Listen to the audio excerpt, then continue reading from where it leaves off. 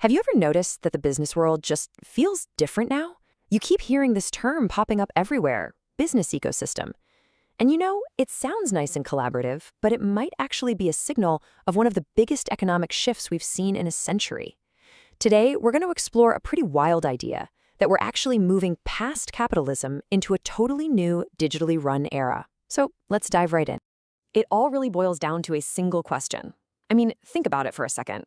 Samsung is a manufacturing powerhouse. Nike is a global icon. And yet, when they want to reach their customers on a phone, they have to play by the rules and pay the fees set by a company like Apple. How in the world did the power dynamic get so completely flipped on its head? Well, that's the core puzzle we're going to unpack in this explainer. So here's the game plan. We'll start with how these ecosystems are popping up everywhere. Then we'll introduce a really powerful new theory called techno-feudalism. We're going to use Apple as the perfect global example, then zoom in to see how this is all playing out with big companies in Vietnam. We'll check out the world of digital landlords and super apps, and finally, we'll step back and ask, what does this all mean for the future? All right, let's get into our first section. And look, this isn't just some trend happening in Silicon Valley.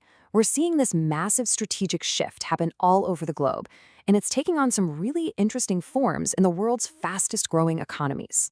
Let's get specific. In Vietnam, the biggest players, we're talking huge conglomerates, digital firms, you name it, are all busy building these ecosystems. They're creating these centralized digital spaces where all their partners, their suppliers, and their customers have to interact. Now, the key thing to get here is that this is replacing the old way of doing business, individual deals made in an open market. This is a fundamental rewrite of the rules. So to really get our heads around a change this big, we need a theory that's just as big. And there's a really provocative one that's emerged that, well, it might just explain everything. Let's see what it's all about.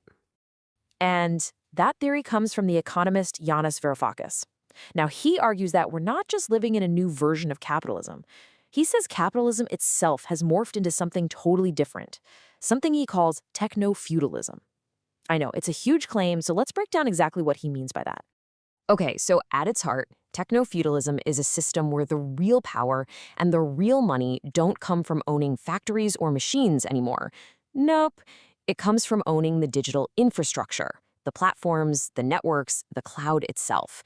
Varoufakis has a great name for this, cloud capital. And that is the foundation of this whole new world. And this slide right here, this gets to the absolute heart of it. In the old capitalist system, right, you'd build a factory, you'd make stuff, and you'd compete in the market to earn a profit. Simple enough. But in techno-feudalism, the guys who own these digital platforms, they're not really competing for profit in that same way. Their main goal is to extract rent. It's like owning a private road and charging a toll to every single person who wants to use it. It's the fee, the commission, the slice that everyone else has to pay just to get access. Now, all this might still sound a little theoretical, so let's look at the ultimate example of a modern digital kingdom that makes this whole idea crystal clear. And of course, that brings us to Apple. I mean, just look at the sheer gravitational pull of Apple's ecosystem. It's not just a home for a few app developers. It has literally sucked entire industries into its orbit. You've got industrial giants like Siemens, entertainment empires like Netflix, global brands like Nike, even competitors like Samsung. They all have to live and operate inside the world that Apple built and now basically rules. And this is the crucial power shift. All of those incredibly powerful companies become what you could call dependent actors. If they want to reach the hundreds of millions of people who use an iPhone, they have absolutely no choice but to play by Apple's rules and pay Apple's rent. That infamous 30% cut on the App Store, that's the perfect example. It's not a deal they negotiate, it's a tribute they have to pay to the lord of this digital kingdom. They're basically vassals in Apple's cloud kingdom.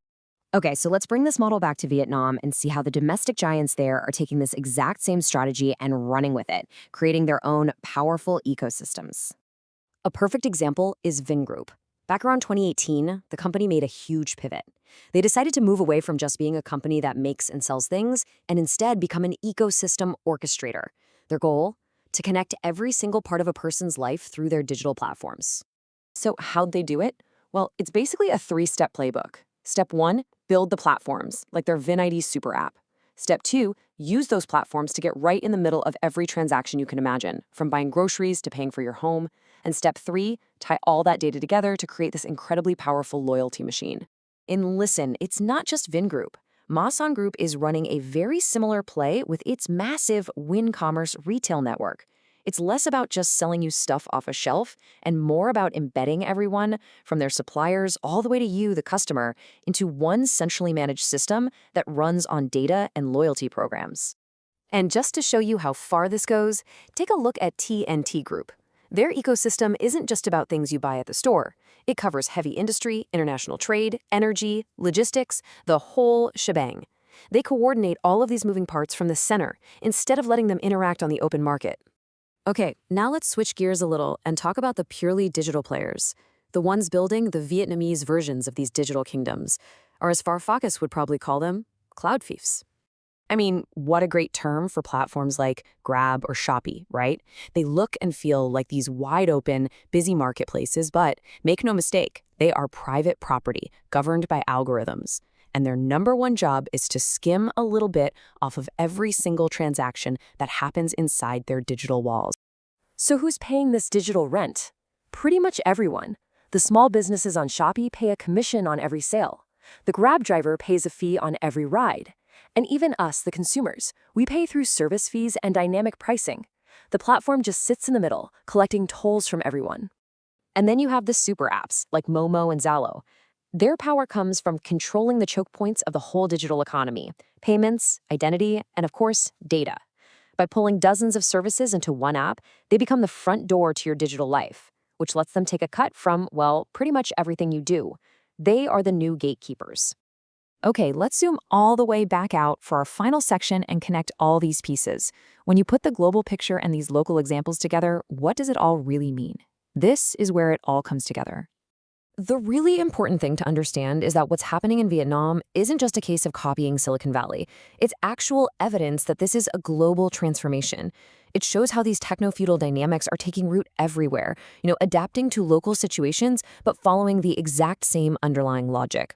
So it all comes down to this. If you take just one thing away today, let it be these three massive shifts. Number one, open markets are being replaced by these privately controlled platforms. Number two, the old goal of earning a profit is taking a backseat to the new goal of collecting rent. And number three, because of that, real economic power is shifting big time to the people who own this new cloud capital. And that leaves us with a final and pretty critical question for every single one of us. As more and more of our lives happen inside these privately owned digital ecosystems, these new kingdoms, we really have to ask ourselves, are we just users? Are we just consumers? Or is there some new kind of digital citizenship that we need to figure out? Definitely something worth thinking about.